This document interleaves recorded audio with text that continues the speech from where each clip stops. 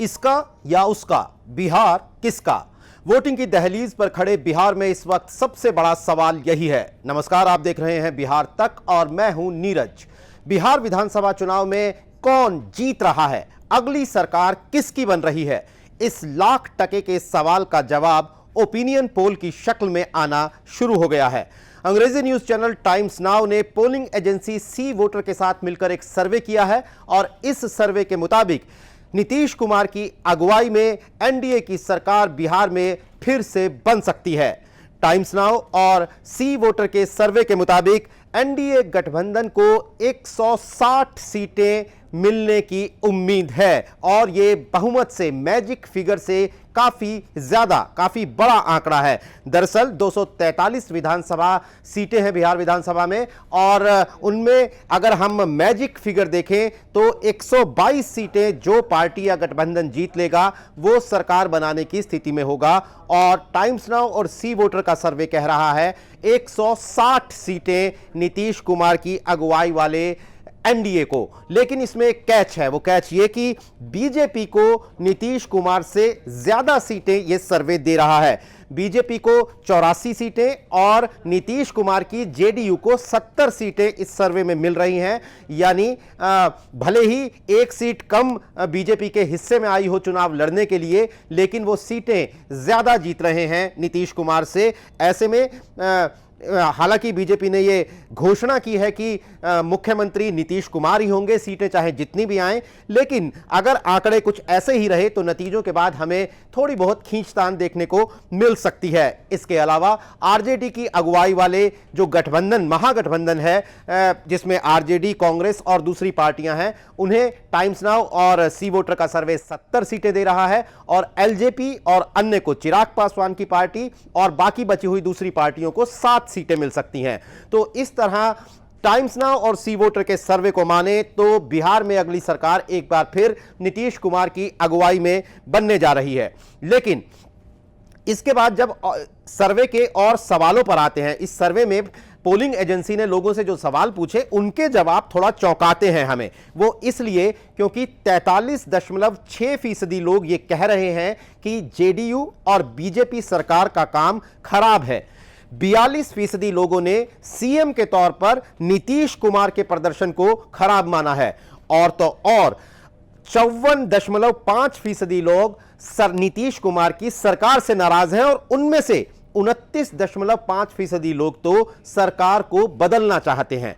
तो अब आप कहेंगे कि अगर इतने लोग नाराज हैं, इतने लोग सरकार को, प्रदर्शन को खराब मान रहे हैं, तो फिर दोबारा सरकार कैसे बन रही है? तो दरअसल सर्वे की जब हम तफसीली पड़ताल करते हैं, उसके बाकी सवालों की तरफ जाते हैं, तो हमें इस सवाल का, इस जिज्ञासा का जवाब मिलता हुआ दिखता है। क्योंकि नीतीश कुमार से जैसे ही बात प्रधानमंत्री नरेंद्र मोदी पर आती है तो यह पता लगता है कि भले ही नीतीश के खिलाफ एंटी इनकम्बेंसी हो, लेकिन मोदी मैजिक बिहार इलेक्शन में काम करता हुआ नजर आ रहा है।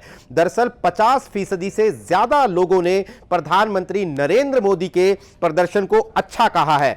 अब केंद्र में प्रधानमंत्री नरेंद्र मोदी का प्रदर्शन अच्छा है, इसकी एवज में वो विधानसभा में बिहार में बीजेपी और जेडीयू के उम्मीदवारों को वोट देंगे, ये बात लगता है लोग कह रहे हैं। इसके बाद टीना फैक्टर, यानी नीतीश कुमार के प्रदर्शन को भले ही खराब कह रहे हों कुछ लोग, लेकिन टीना फैक्टर नजर आता है। नीतीश कुमार के टक्कर में जब हम उनके विरोधियों की बात करते हैं, उनके विरोधियों के बारे में लोगों से सवाल पूछे गए, तो वहां लोगों ने उन्हें और भी शायद कम आंका। इसीलिए 32% लोग नीतीश कुमार को दोबारा सीएम देखना चाहते हैं और यही वजह है कि प्रधानमंत्री नरेंद्र मोदी का मोदी मैजिक और टीना फैक्टर, ये दोनों चीजें मिलकर शायद एनडीए की सरकार को दोबारा बिहार में लौटा रहे हैं। हालांकि 49% लोगों ने, जब मुद्दों की बात की गई, जब नौकरी, सड़क, पानी, राशन, इन सब चीजों की बात की गई, तो 49% लोगों ने,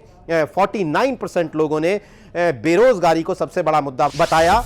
और बेरोजगारी वो मुद्दा है जिसे तेजस्वी यादव लगातार अपने चुनाव प्रचार में उठा रहे हैं। दरअसल उन्होंने खुद इसे एक मुद्दा बनाया हुआ है। सी वोटर ने यह सर्वे 1 से 10 अक्टूबर के बीच किया है। 10 दिनों में करीब 12,843 लोगों से फोन पर यह सवाल पूछे गए हैं, जो सवाल हमने अभी आपको बताए, और तमाम बिहार विधानसभा की तमाम 243 सीटों पर लोगों की राय ली गई है। कुल मिलाकर यह सर्वे है, हम आपको एक बार दोबारा बता दें कि यह एक ओपिनियन पोल है। असल वोटिंग होने में अभी 2 हफ्ते से ज्यादा का वक्त बाकी है।